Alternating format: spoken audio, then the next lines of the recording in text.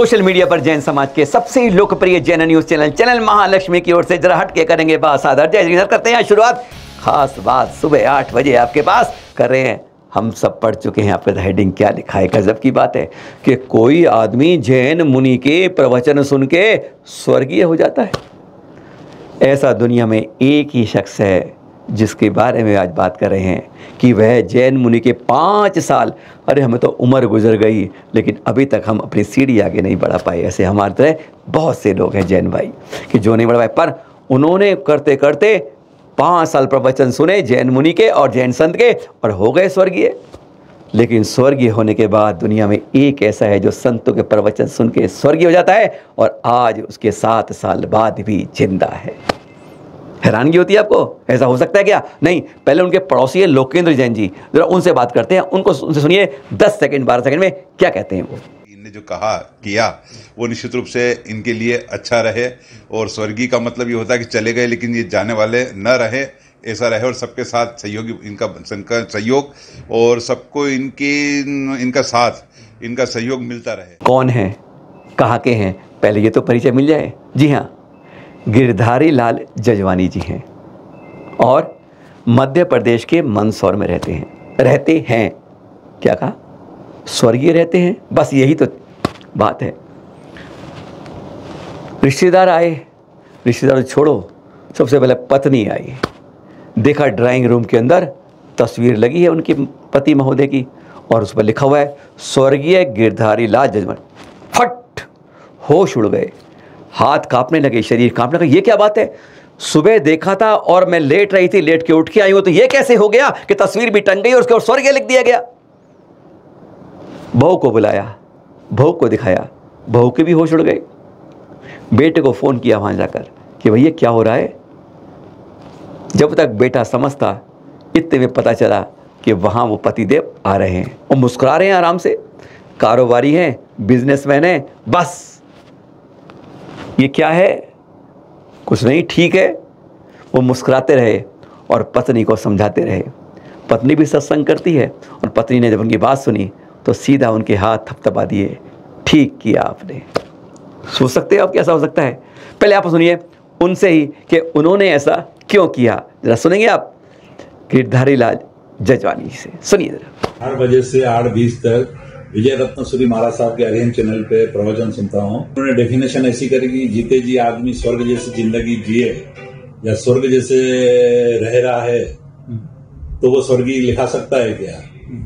लेकिन इसलिए शब्द सुनकर मुझे प्रेरणा आई कि मैं ऐसा काम कर सकता हूँ क्योंकि मैं ऐसी जिंदगी जी रहा हूँ।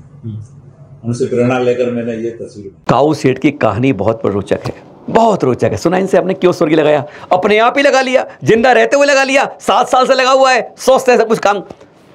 उद्योगपति समझ लो आप, ये कोऑपरेटिव बैंक के मालिक हैं।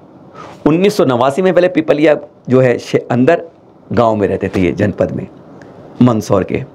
बच्चे हुए, चाहते थे, बड़ा सपना था कि बच्चों को पढ़ाऊँ लिखाऊँ अच्छी जगह। गाँव में ऐसा स्कूल नहीं है, शहर में ले जाना होगा। पिताजी ने कहा नहीं, यहीं रहना होगा। झगड़ा कर लिया पिताजी से और 1989 में मंदसौर आ गए। उस समय ना VCR का बड़ा फैशन था कि फिल्म लगाओ, देखो उसके ऊपर, VCR के ऊपर। यहाँ के दुकान खोलिए, खूब चल निकली, इतनी चल निकली बस कहने क्या। बच्चों को पढ़ाया लिखाया और आज खुद कोऑपरेटिव बैंक के मांगे। एक बेटे का इलेक्ट्रॉनिक शोरूम है और दूसरा रेस्टोरेंट चलाता है। जब उन्हें पता चला कि पिताजी ने ऐसा कर लिया तो हैरान हो गए, फक पड़ गए। और कई बार तो ऐसा होता था कि इन्होंने क्या करा, एक बार बेटे ने एक ने इनकी फ़ोटो, वो तस्वीर थी, वो भेज दी सोशल मीडिया पर। रिश्तेदारों ने देखा, इतनों के फ़ोन आने लगे, रोना पीटना शुरू कर देते थे। हाय तूने बताया नहीं, मैं ऐसा हो गया तेरे घर में। बस सब ऐसे बात करते थे, चौंक जाते थे। क्या समझाया उन्हें, भाई रोना मत, रो मत, हैं कब चले गए, कैसे चले गए, क्यों चले गए, बीमार थे क्या, ये कहानी मत करो। वे स्वस्थ हैं, सब कुछ हैं। जब तक वे बताते तो सबके हंसी के फुहारे छूट जाते। सुनिए जरा बेटे से भी उनकी करामात के बारे में। हमने तो पहले ये सवाल किया कि आपको हम पे विश्वास नहीं कि हम बाद में लगा देंगे स्वर्गीय। तो उन्होंने कहा कि नहीं, ऐसे नहीं है कि आप हम स्वर्ग जैसी जिंदगी जी रहे हैं। किसने देखा मरने के बाद स्वर्ग जाएंगे या नर्क जाएंगे? अभी यहाँ स्वर्ग जैसी जिंदगी जी रहे हैं तो अपन स्वर्गीय हुए। तो हमारे कॉमन फ्रेंड है, तो वो बेंगलोर शिफ्ट हो गए, पहले मंदसौर थे। वो एकदम अचानक से, मतलब बिल्कुल रोने जैसी आवाज से, अरे यार तुम्हार क्या हो गया, तुमने बताया नहीं, ये वो। बोले यार वो फोटो डाला था, वो स्वर्गीय लिखा हुआ है। मैंने अरे यार मतलब होता है, फिर उनको भी ये सब रीजन मैंने कहा क्या। बोले अच्छा। बात तो रह गई, आखिर स्वर्गीय बन गए, क्यों बन गए? कहते हैं मैं 5 साल से प्रवचन सुन रहा हूँ जैन मुनि विजय रत्न जी के, सुबह 8 से 8:20 तक लगातार सुनता हूँ।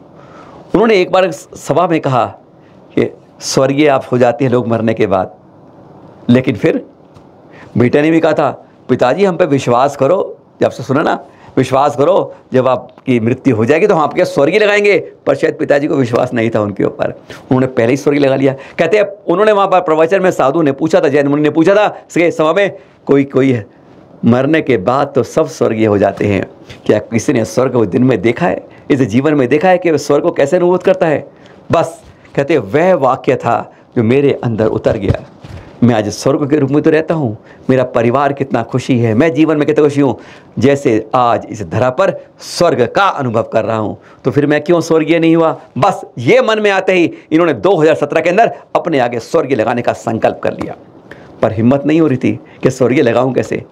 पत्नी देखेगी गुस्से होगी, बहू देखेगी तो क्या कहेगी। तो बस सोच लिया इन्होंने ऑर्डर दे दिया तस्वीर का जिस पर स्वर्गीय आगे लिखा हो नाम के।